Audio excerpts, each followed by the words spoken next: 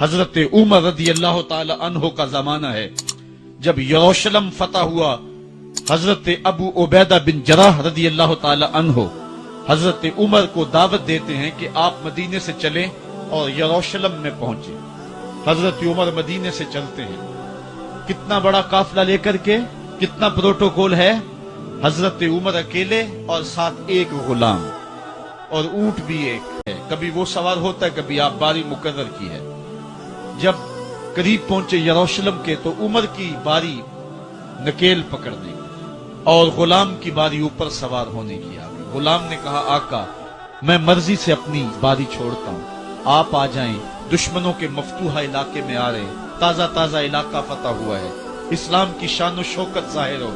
عمر نے کہا اسلام کی شان و شوکت ایسے ظاہر نہیں ہوتی ہے، اپنی باری پہ تم بیٹھو گے، اپنی باری پہ میں بیٹھوں گا۔ لوگ منتظر کھڑے ہیں، دور سے جب دیکھا کہا اس کی ہیبت سے کانپتے تھے ہم، یہ تو کوئی حبشی لگتا ہے، رنگ کالا ہے، ہونٹ موٹے ہیں، اس سے تو زیادہ حسین اس کا غلام ہے جو آگے آگے چل رہا ہے۔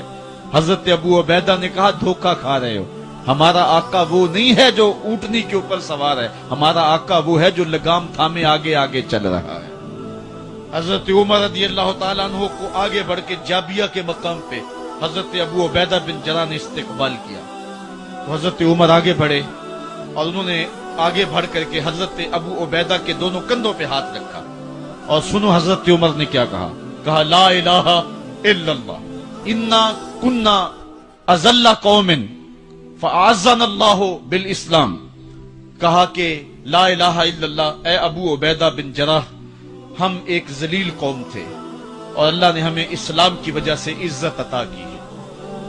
اور میں تمہیں ایک تاریخ ساز بات کہنے لگا ہوں، اور وہ یہ ہے کہ جب تک ہم اس عزت والے اسلام کے دامن کو تھامے رہیں گے ہماری عزت قائم رہے گی، اور جب اسلام کے علاوہ کسی اور جگہ سے عزت ڈھونڈیں گے تو رسوا کر کے رکھ دیے جائیں گے۔ یہ ہے وہ خلاصہ جو حضرت عمر نے امتوں کے عروج و زوال کا بیان کیا ہے۔ اس امت کو جو خیرات ملی ہے تخت و تاج کی، وہ پینٹاگون سے نہیں ملی، وہ واشنگٹن سے نہیں ملی، وہ وائٹ ہاؤس سے نہیں ملی، وہ محمد عربی کے جوڑوں کا صدقہ ملی ہے۔ اس لیے جب ہم نے اسلام سے انحراف کیا، پاکستان حاصل کیا گیا تھا۔ پاکستان کا مطلب کیا؟ لا الہ الا اللہ۔ ہم نے اس نعرے کو چھوڑ دیا ہوا ہے، ہم نے انحراف کر دیا ہے۔ آج ہماری نظریں مغرب کی طرف لگی ہیں کہ تخت و تاج اس سے نصیب ہوتے ہیں، اور دنیا کے اوپر ہم رسوا ہو کے رہ گئے۔ ہماری پستی، ہماری زبوحالی، ہماری ذلت کا سبب یہ ہے کہ جس جگہ سے ہمیں عزت ملی تھی ہم نے وہ مرکز ہی چھوڑ دیا ہے۔ اس مرکز حیات کو، اس مرکز زندگی کو، اس مرکز عزت کو ہم نے چھوڑ دیا ہے، اور دنیا کے اوپر ہم رسوا ہو رہے ہیں۔ انہی حضرت عمر کی کہانی ہے۔ وادی تہامہ سے گزر رہے تھے کہ بچوں کی طرح بلک بلک کے رونے لگے۔ کہا عمر جوان آدمی ہو اور بچوں کی طرح بلک کے رو رہے ہو۔ کہا تم نہیں جانتے، مجھے بچپن کی کہانی یاد آ گئی۔ کہا کیا کہانی ہے؟ کہا یہی عرض تہامہ تھی، میرے باپ خطاب نے مجھے 5 اونٹ دیے تھے، کہا انہیں لائن میں کھڑا کرو سیدھا۔ میں آگے والا سیدھا کرتا تھا، پیچھے والا ٹیڑھا ہو جاتا، پیچھے والا سیدھا کرتا، آگے والا ٹیڑھا ہو جاتا۔ میرے باپ خطاب نے مجھے بڑا مارا۔ کہا ایک عرب کے بیٹے ہو کہ تم سے 5 اونٹ لائن میں کھڑے نہیں ہوتے؟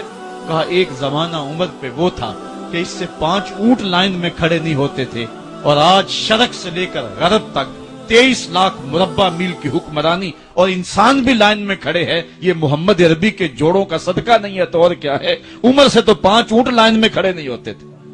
تو یہ عزتیں، یہ تخت و تاج، یہ حکومتیں ہمیں حضور کی دہلیز سے ملی۔ جب ہم نے اس دہلیز کو چھوڑ دیا تو دنیا کے اوپر رسوا ہو گئے اور ذلیل کر کے رکھ دیے گئے۔